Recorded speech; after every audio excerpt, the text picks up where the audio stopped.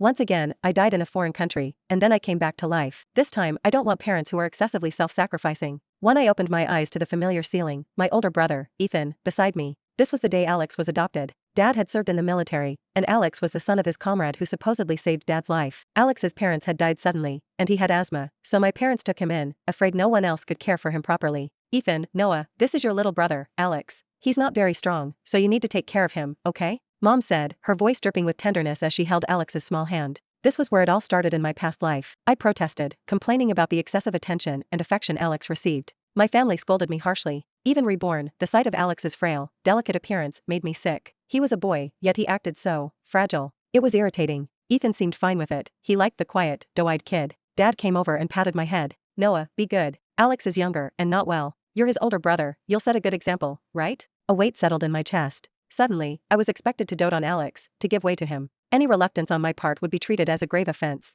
But I was their biological son. For 10 years, I had everything I wanted. Then Alex arrived, and all the attention vanished. Brother? Alex whispered from behind Mom, his large eyes welling up, as if I were some terrifying monster. He was playing the victim again, making it seem like I'd done something to him. Every time he did this in my past life, my family would accuse me of bullying him, widening the rift between us. Seeing him peek at me from behind Mom, pulling the same stunt, I felt a surge of apathy. My silence drew my parents' gaze. Mom frowned. Noah, Alex just got here. Don't be difficult. The same words, the same scenario. Think what you want. Whatever, I mumbled, turning and heading upstairs, leaving the happy little family below. They loved me, yes, but their love felt cheap, easily swayed by a few of Alex's tears. Love that could be stolen wasn't worth having. If Alex wanted to play act for it, he could have it. I didn't care. Back in my room, I decided I wouldn't fight Alex this time around. My parents, Ethan, even my future fiancé who would fall for Alex's act, I didn't need any of them. The National Defense University was my new goal. Get in through early admission, join the special forces, and rarely come home. Perfect. To get in, I needed stellar grades. My parents tried to get me to bond with Alex, but I couldn't stand his act. They, of course, ate it up, protecting him like he was made of glass.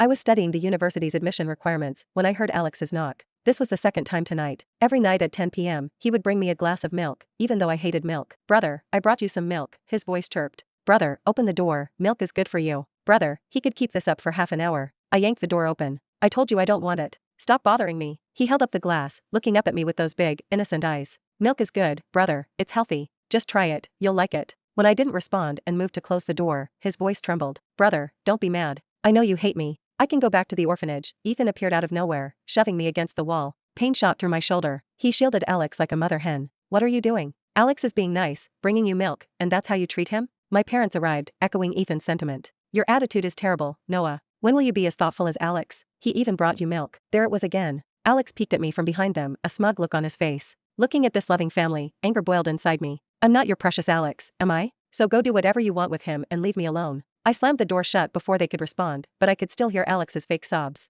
It's all my fault. Brother hates me. I should go to the orphanage. Ethan's voice was gentle. It's not your fault, Alex. It's Noah. Just stay away from him, and I'll tell Mom and Dad to make him apologize. Yes, my parents agreed, we'll make him apologize. Alex gave a small, unconvincing sniffle. My hands clenched. It was always like this. A few fake tears from Alex, and I was the bad guy, expected to apologize. I was sick of it. The milk routine continued for a few more days. I refused every time, further fueling my family's disapproval. Alex, seemingly aware of his secure position in the family, stopped trying to win me over, instead focusing on charming my parents and Ethan. They quickly became inseparable. 3. I buried myself in my studies. Getting into the NDU required intense focus, and my talent was average at best. I needed to work twice as hard. My birthday arrived. My family promised to take me to the amusement park, to ride my favorite pirate ship. Even knowing their bias towards Alex, I was excited, leaving 2 hours early. At the park, it was Alex, Alex, Alex. Did he need water? Did he need the bathroom? I scoffed internally. Feeling hot, I bought myself an ice cream cone. Alex saw it and immediately started whining that he wanted one. Mom wiped his forehead. Now, Alex, you can't have ice cream with your asthma. It's not even that good. Daddy will give you some water, okay? Dad glared at me. You know your brother is sick, showing off your ice cream like that. What kind of kid are you? Even Ethan shoved me aside to rush to Alex's side. My ice cream splattered on the ground, melting into a sad, distorted face. What does his illness have to do with me? It's my birthday. I want to ride the pirate ship, I said, feeling a desperate need for something to go my way. Brother, don't be mad, Alex whimpered, looking up at me. I don't need ice cream. I'll ride the pirate ship with you. He stumbled towards me, deliberately falling in my direction. I stepped aside. Ethan caught him, then rounded on me, furious. What's wrong with you? Trying to hurt him? He has asthma. You could have waited. Why did you have to mention the pirate ship right in front of him? Dad chimed in. Look how scared you made him. You could have just caught him. Why are you so selfish? Apologize to your brother. I stood there, silently watching them. The tense silence was broken by Alex's gasp. Daddy, I can't breathe. He clutched at Dad's shirt. If anything happens to Alex because you didn't catch him, how will you live with yourself? Dad yelled, scooping Alex up and rushing off. It's your fault.